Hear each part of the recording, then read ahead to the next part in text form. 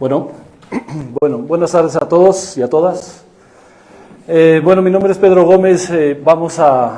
Me tocó cerrar creo que el ciclo de conferencias. Espero que todavía estén frescos, que por la cara que veo pues no tanto, pero bueno, espero que les agrade este tema. Voy a hablar sobre el control y evaluación del rendimiento. Y ¿son entrenadores? Veo algunos que sí, pero ahí a Perla Verónica, que la conozco bien, y al profesor también de Taekwondo. Vamos a la siguiente. Cuando hablamos del control y la evaluación del rendimiento deportivo, tenemos que hacer alusión a lo que es el tema de la planificación. Para poder controlar y evaluar un proceso, tenemos que haber planificado. Si no tenemos un plan de entrenamiento, pues no vamos a poder controlar, o va a ser muy subjetiva el control y evaluación que yo realice, porque no está compaginado para compararlo contra algo. Recordemos que la planificación, pues está centrada en unos objetivos que tengo que cumplir contra lo que yo establezco como objetivos para mejorar la preparación del deportista. Y esta planificación, como señala el doctor Forteza de la Rosa, es susceptible, o sea, todo plan de entrenamiento tiene que ser susceptible de ser controlado. ¿Qué significa esto? Que los entrenadores, no sé si sea aquí el caso, hay algunos entrenadores y sobre todo hasta del alto rendimiento que entienden por planificación el llenado de algunos formatos, de algunos controles, que los pide un metodólogo, o ahora se llaman enlaces técnicos, y solamente es un trámite administrativo, pero el entrenador no respeta lo que está ahí y hace en el día a día pues la improvisación o lo que su experiencia les permite durante muchos años. Entonces, pues realmente cuando pasa este tipo de situación, pues no se cumplen los objetivos y podemos pasar muchos años teniendo atletas y a veces decimos, chin, estamos cerca de la medalla, pero si tuviéramos mayor control y evaluación de los procesos, probablemente pudiéramos identificar qué es lo que nos faltaría para poder mejorar nuestros resultados, ¿no? Entonces en eso consiste, la siguiente por favor, este tema. Ahora, también hay un tema interesante que está relacionado con el control, que es la caracterización del rendimiento deportivo. Aparentemente, ¿quiénes de aquí son entrenadores? ¿A todos? Es que me habían dicho que había médicos y... Bueno, para los que son entrenadores, el tema de la caracterización también es un tema interesante porque habemos muchas personas que probablemente consideremos que tenemos mucho conocimiento dentro del deporte, pero probablemente no tengamos esencialmente un conocimiento profundo de mi deporte. Por ejemplo, si soy de deportes de combate, a lo mejor no sé si yo tenga identificado cuántas patadas hace mi deportista en un round, o si tenga identificado cuánto es el tiempo efectivo del combate, o si soy de deportes de conjunto, cuánto es el tiempo más o menos promedio en que tienen el balón los jugadores, o cuál es el promedio de rebote, o el de tiro, o el de efectividad. Y así en cada uno de las disciplinas deportivas. Es decir, nos falta tener datos de lo que sucede y de lo que acontece en una competencia.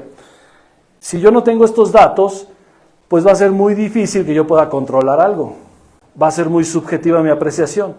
Te faltó más fuerza para poder ganar el combate, o échale más ganas, o para la otra sí vamos a ganar, pero no le estás dando información que realmente pueda establecer un objetivo de la preparación y donde se enfoque ese deportista para mejorar su rendimiento.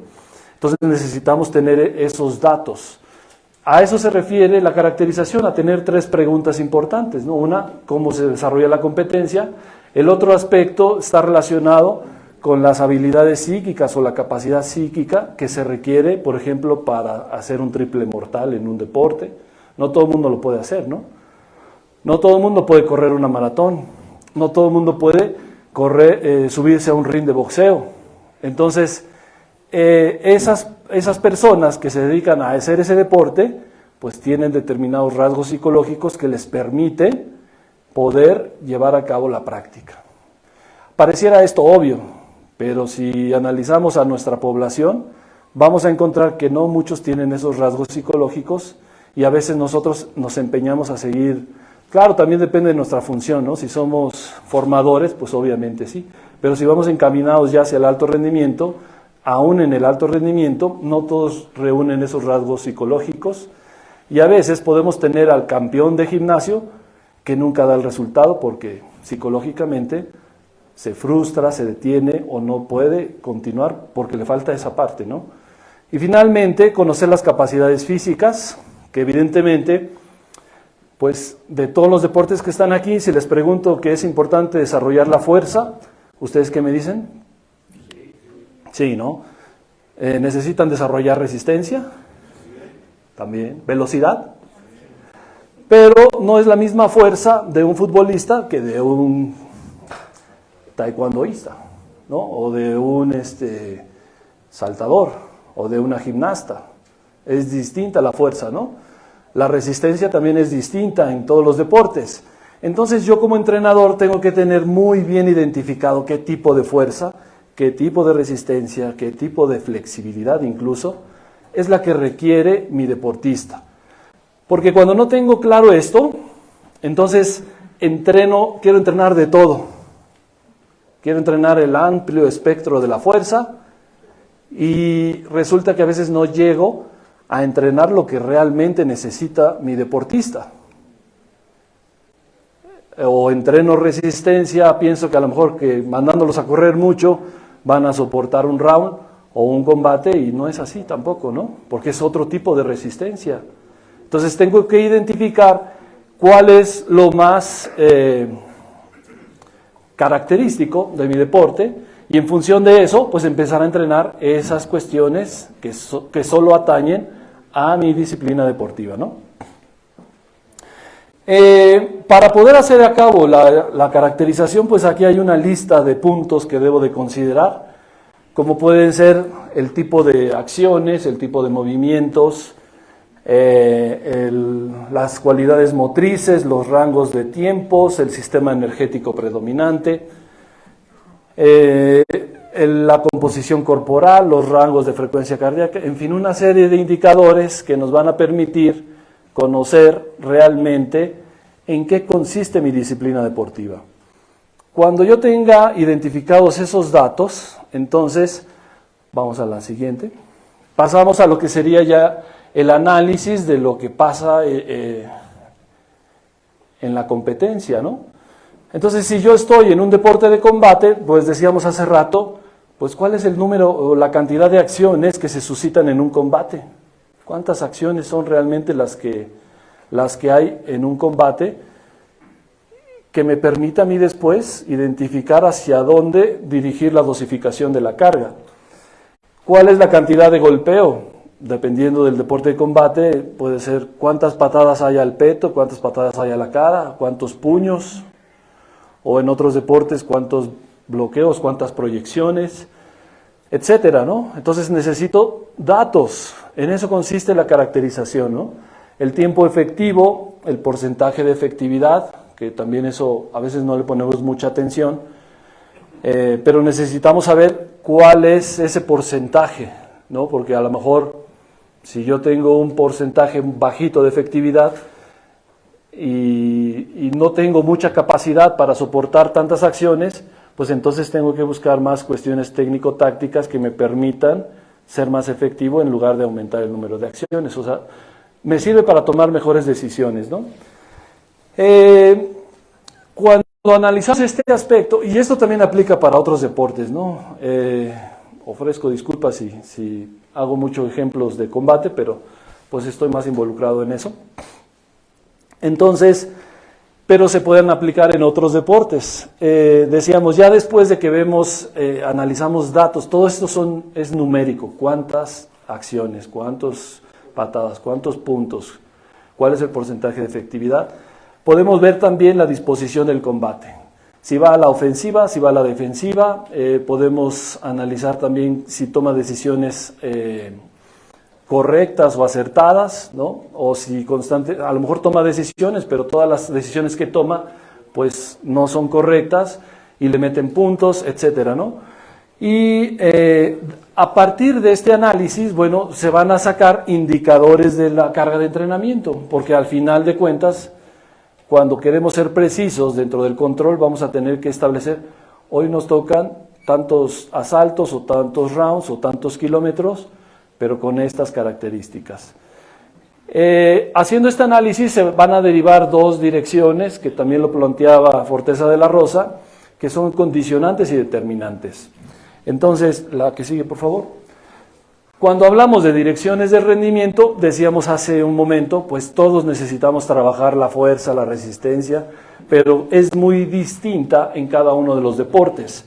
De tal suerte que tendremos que identificar, si yo necesito trabajar la fuerza, bueno, pues entonces, ¿cuál va a ser el método que voy a utilizar? Y cuál va a ser la carga que realmente necesito para desarrollar esa dirección en el karate, en el boxeo, en el taekwondo, en el voleibol, en la gimnasia, en la natación, etcétera, ¿no? Entonces necesito identificar la carga y el método para poder establecer esa dirección de rendimiento. La que sigue. Entonces, bueno, cuando ya tenemos todo este espectro, entonces sí vamos al control. Y el control, pues es un proceso que va a servir para verificar el grado de cumplimiento con los objetivos que yo planteé en la planificación. En eso consiste el control básicamente, ¿no? Entonces vamos a ir buscando esa efectividad, ese control del proceso. La que sigue, por favor. Y vamos a tener dos criterios para controlar. Uno, el criterio del rendimiento y otro del comportamiento funcional, ¿no? Entonces, cuando hablamos del criterio del rendimiento, nos vamos al resultado obtenido dentro de la prueba, dentro del partido, dentro del combate, dentro de la actividad competitiva. Tenemos que controlar esos resultados, cómo nos fue y cuánto estaba proyectado yo que realizara. Eso me va a servir de parámetro. Pero también necesitamos generar ese control funcional, ¿no? ¿Cuáles son mis indicadores del consumo máximo de oxígeno, de 1RM, de lactato, de frecuencia cardíaca, mis zonas de intensidad? Todo lo que tenemos que verificar internamente dentro del organismo, ¿no? Que eso es a veces lo más difícil, la que sigue. Pero también yo creo que como que hay dos escenarios que pasa con los entrenadores.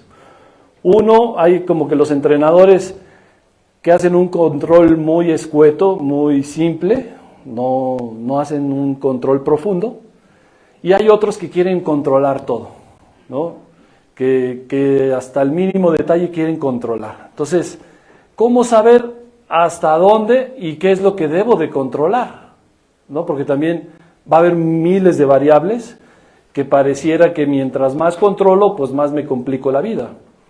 Entonces, mi punto de vista es que necesitamos ser muy objetivos e identificar realmente lo que me va a permitir mejorar el rendimiento de mi deportista, ¿no? Entonces, en ese sentido, podemos controlar el rendimiento de los deportistas en la competencia. Ahí, indiscutiblemente que sí es importante sacar todos los datos que se reporten de la competencia.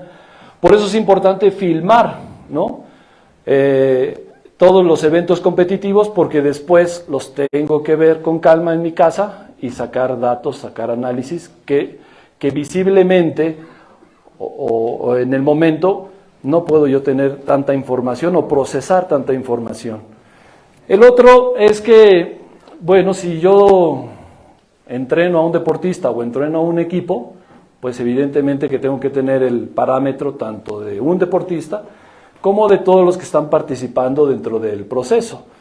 Controlar la fuerza, bueno, pues ahora ya es distinto, ya los tratos generalmente siempre sacamos el 1RM y a partir de ahí establecemos series, repeticiones, pero ahora a través de los dispositivos electrónicos como una encoder lineal, pues podemos nosotros a partir de la calidad de la ejecución saber hasta qué momento le podemos dar clic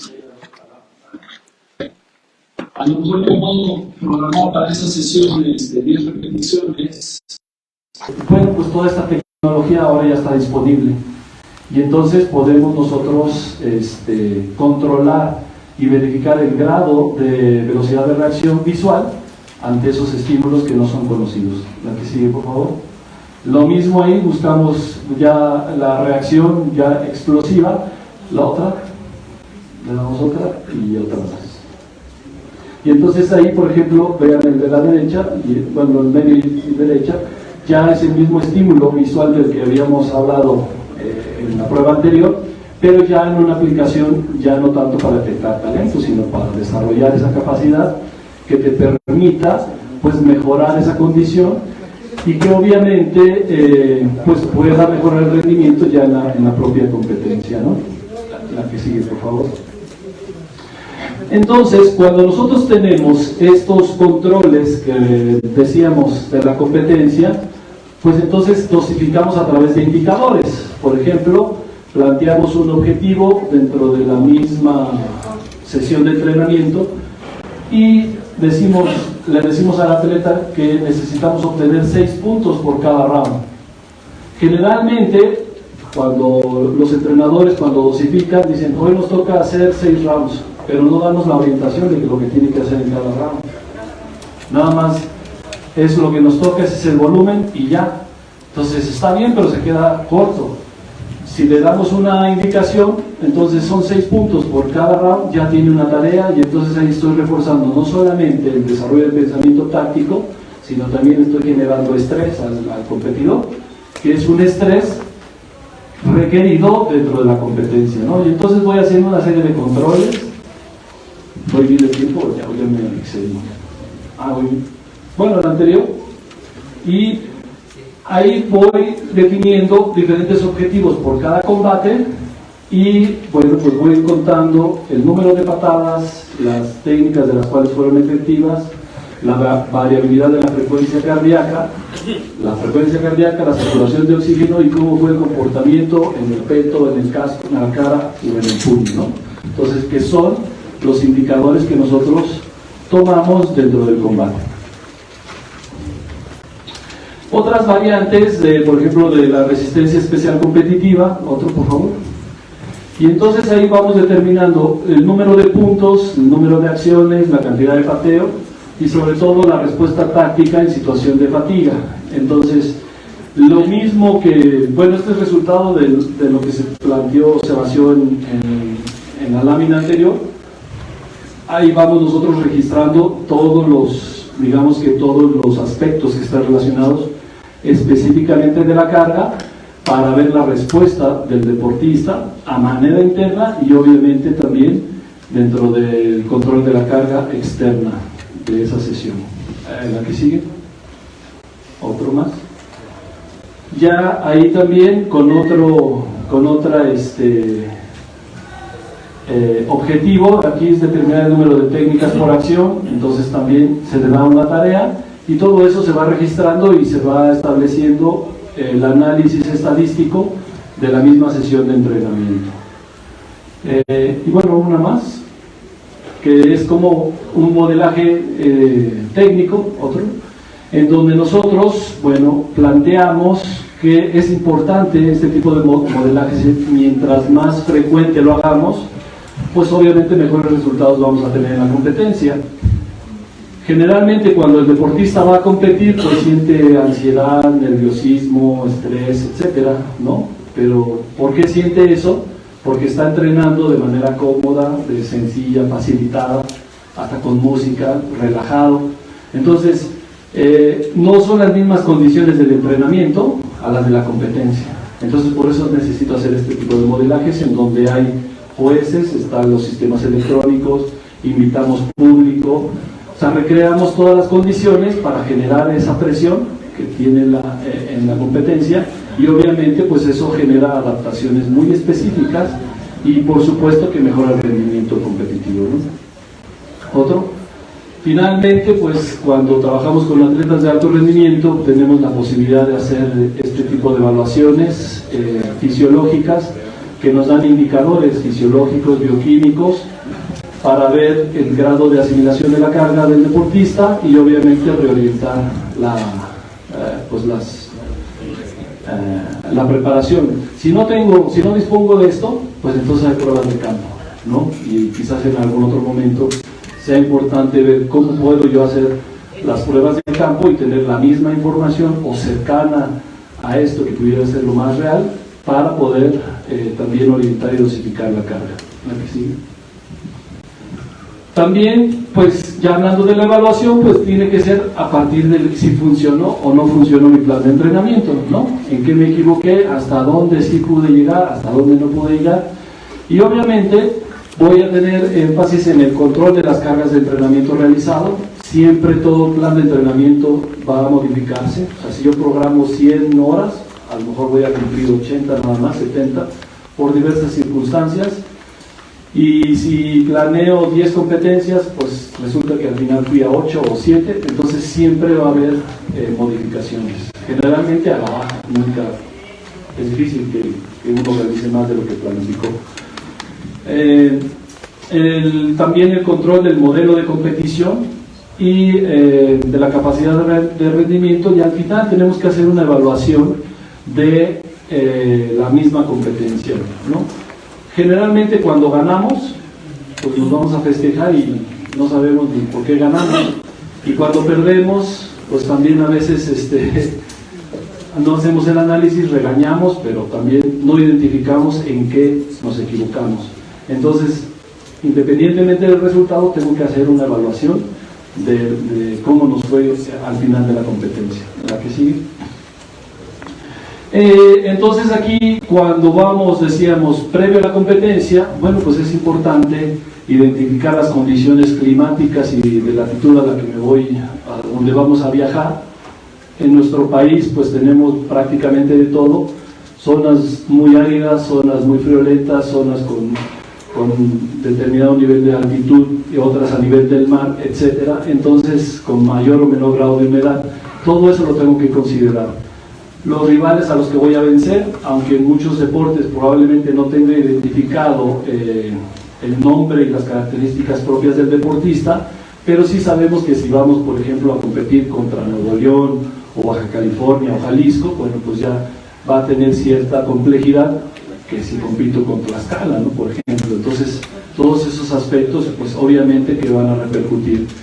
El peso corporal también en un deporte de combate, pues es importante estarlo controlando previo a la competencia, y sobre todo el nivel alcanzado del rendimiento, o sea, con qué me voy a enfrentar, cómo voy yo para la batalla, ¿no?, cómo voy para el combate, cuántas canicas llevo y de qué color son las canicas.